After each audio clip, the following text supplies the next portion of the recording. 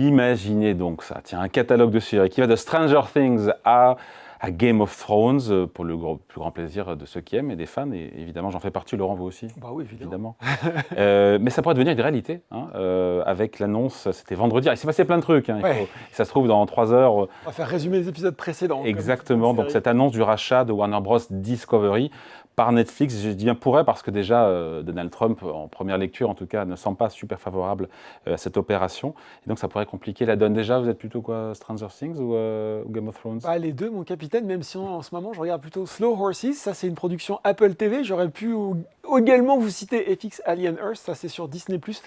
Bon, c'est pas pour vous partager mes goûts en matière de série, mais plus pour vous dire que on voit bien que sur les dernières années, ce paysage du streaming s'est densifié. Il y a une concurrence assez dingue et on comprend aujourd'hui cette opération de Netflix sur Warner. Ouais, et la taille, ça compte, le catalogue évidemment, et d'où cette annonce de Netflix qui veut mettre la main sur Warner Bros. Discovery pour une coquette somme. Coquette somme, alors on a vu 2 chiffres, c'est 72 milliards ou 80 de dollars, oui. 83 milliards de dollars, dette incluse, voilà, on rajoute sur la valeur d'entreprise.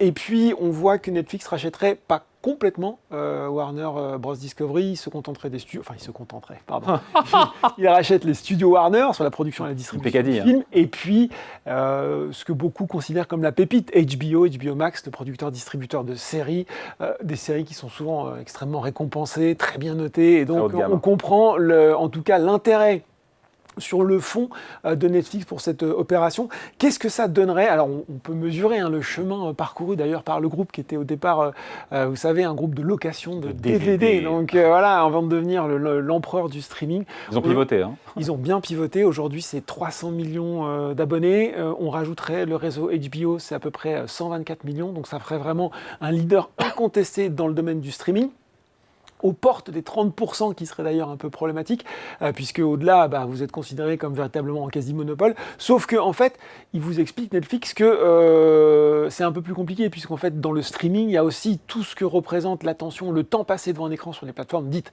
gratuites. Je pense à YouTube, je pense à TikTok, et c'est vrai que c'est plutôt fair de dire ça, puisqu'on voit que beaucoup de gens passent énormément de temps. Donc, il faut intégrer, en tout cas... Pas seulement les plateformes de streaming. Exactement, séries, payantes, mais de streaming et au sens large.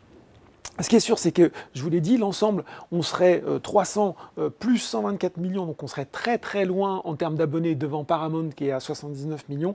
Il y a quand même cette note de Bank of America qui est tombée hier, qui est quand même hyper intéressante. Il nous dit, si Netflix acquiert Warner Bros., la guerre du streaming sera bel et bien terminé. Netflix deviendrait le leader mondial incontesté d'Hollywood, dépassant même sa position déjà très élevée.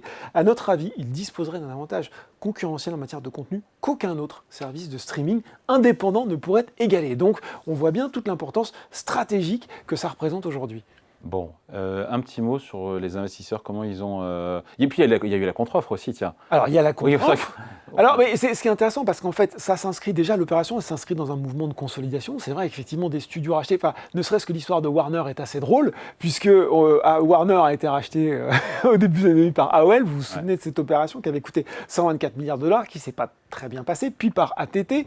On voit également que les studios ont été repris par cette concentration pour les acteurs du streaming de la tech. On voit qu'Amazon a racheté MGM, United Artists. On voit que Disney+ a racheté la Fox.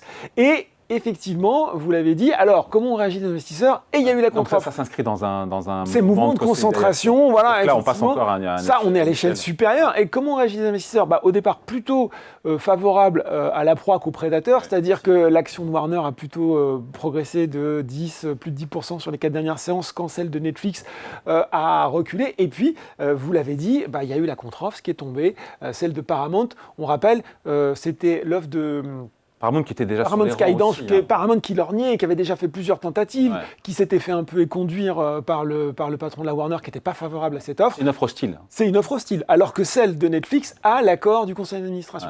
Et donc, si on fait... on l'a dit, on a l'offre de Netflix d'un côté à en gros 82 milliards pour faire simple de dollars, avec on est à 27,75 $, c'est ça, par action qui se décompose entre 23,25 $ en cash et on a 4,50 $ par action, là où l'autre est à 108 milliards, intégralement en cash, 30 $ par action, mais il reprend l'intégralité du périmètre de Warner Bros. Discovery, c'est-à-dire à la fois également les chaînes de télévision qui n'étaient pas incluses dans l'offre de Netflix.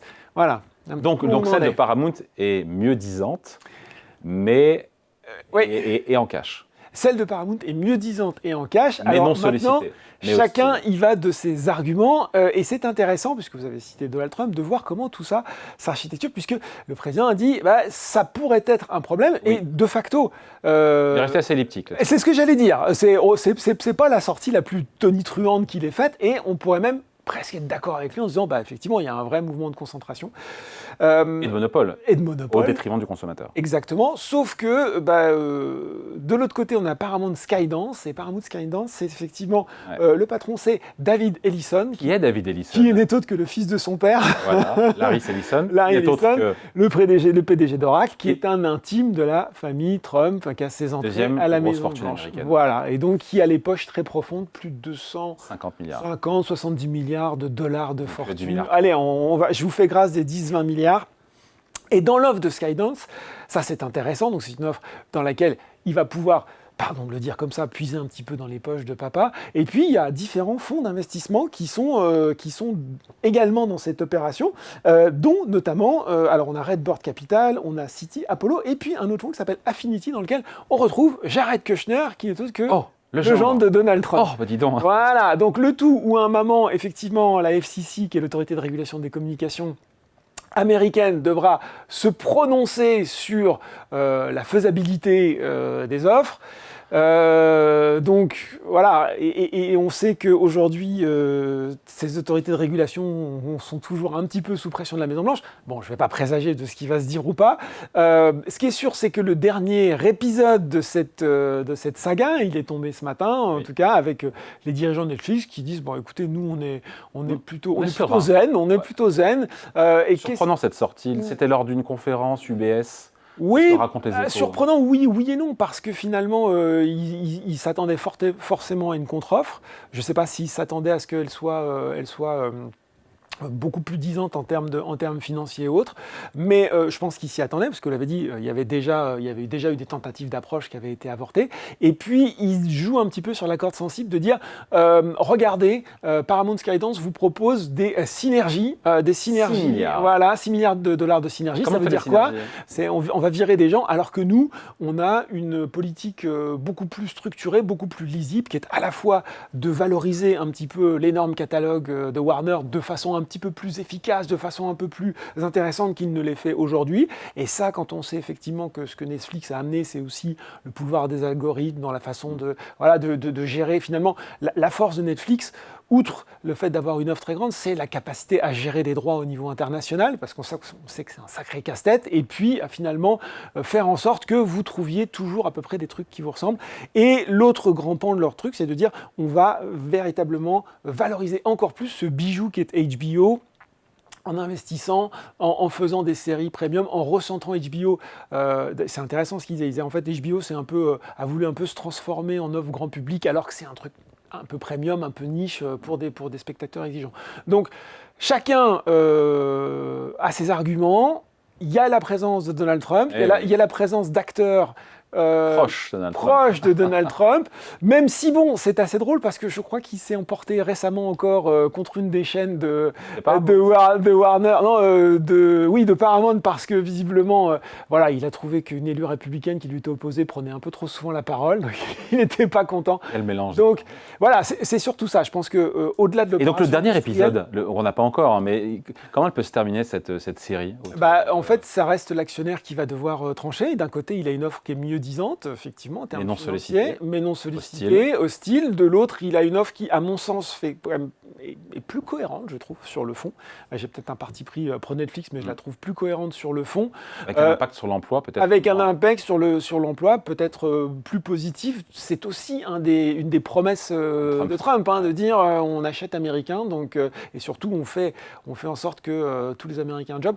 Voilà, je pense qu'on va suivre. Il y aura peut-être un 4e, 5e épisode de cette première saison, et pourquoi pas une adaptation Netflix.